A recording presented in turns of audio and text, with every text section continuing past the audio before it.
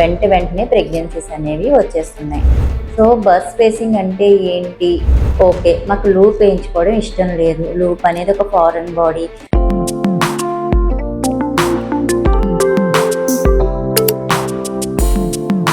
Welcome to Vijaya's unfiltered. ఈ రోజు topic వచ్చేసి బర్త్ స్పేసింగ్. బర్త్ స్పేసింగ్ అంటే ఏంటి?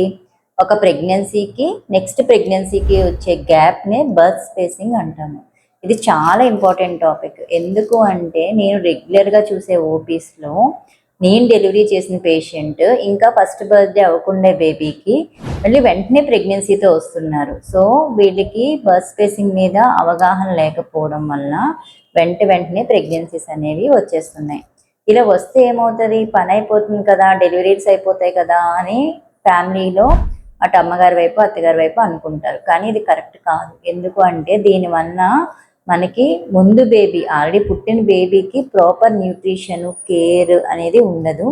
నెక్స్ట్ మదర్ ఎవరైతే డెలివరీ అయ్యారో వాళ్ళకి డెలివరీ వల్ల అయిన లాస్ అంటే విటమిన్స్ కానీ, ఐరన్ కానీ, బ్లడ్ లాస్ కానీ, కాల్షియం కానీ, లేకపోతే స్ట్రెంగ్త్, మజిల్ స్ట్రెంగ్త్ కానీ అవన్నీ కూడా మళ్ళీ నార్మల్ అవ్వకుండానే ప్రెగ్నెన్సీ రావడం వల్ల ఏంటంటే వాళ్ళకి వీక్నెస్ అనేది వస్తుంది. నెక్స్ట్ వచ్చే ప్రెగ్నెన్సీలో కూడా ఎనీమియా రావడము, నెక్స్ట్ వేరు కాంప్లికేషన్స్ రావడం అనేది జరుగుతుంది. సో మదర్ హెల్త్ని దృష్టిలో పెట్టుకొని మనం ప్రాపర్ బర్త్ స్పేసింగ్ ఇవ్వడం అనేది ఇంపార్టెంట్. సో బర్త్ స్పేసింగ్ అంటే ఏంటి, మనం ఎలాంటి కేర్ తీసుకోవాలి అనేది చూస్తాము.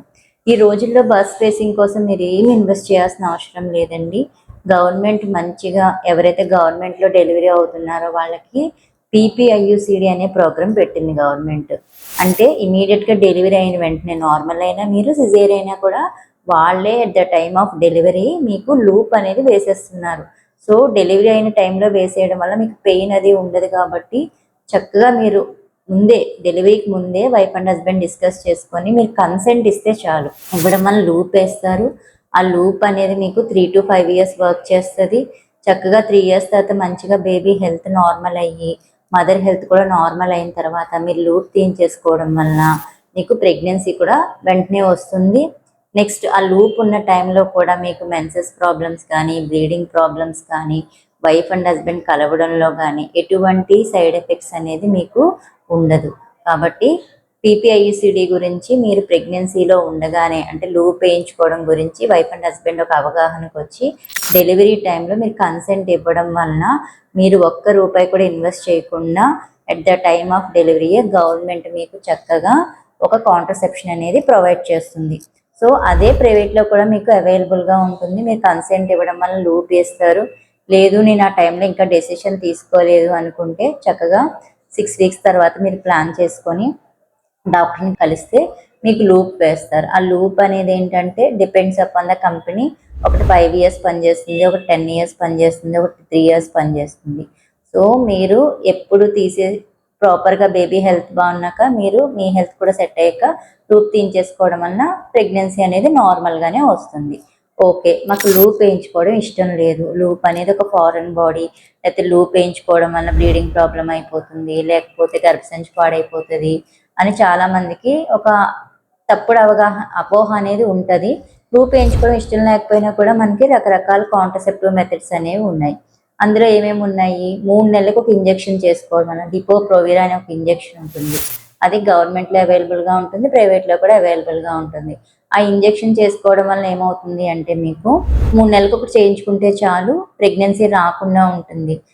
మళ్ళీ ఇంజెక్షన్ ఆపేసిన వెంటనే కూడా మీకు నార్మల్గా ప్రెగ్నెన్సీ అనేది వస్తుంది.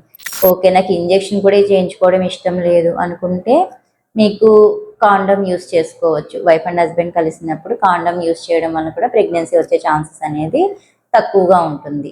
నెక్స్ట్ ఫర్టిలిటీ పీరియడ్లో కలవకుండా ఉండడం వలన కూడా ప్రెగ్నెన్సీ వచ్చే ఛాన్సెస్ తక్కువగా ఉంటుంది. సో బర్త్ స్పేసింగ్లో మనకి ఏంటంటే న్యాచురల్గా ఫర్టిలిటీ పీరియడ్లో సెక్షువల్ కాంటాక్ట్ అవాయిడ్ చేయడము, లేకపోతే కాండమ్ యూస్ చేసుకోవడము, లేదంటే డిపో-ప్రోవిరా ఇంజెక్షన్స్ యూస్ చేసుకోవడము, లేదు అనుకుంటే ప్రొజెస్ట్రాన్ ఓన్లీ పిల్స్ అంటే మిల్క్ రాకుండా, మిల్క్ మీద సైడ్ ఎఫెక్ట్స్, బ్రెస్ట్ మిల్క్ మీద సైడ్ ఎఫెక్ట్స్ పడకుండా ప్రొజెస్ట్రాన్ ఓన్లీ పిల్స్ యూస్ చేసుకోవడం వల్ల కానీ, low dose OC pills use చేసుకోవడం వల్ల కానీ, లేదు ద బెస్ట్ మెథడ్ ఏంటంటే కాపర్టీ.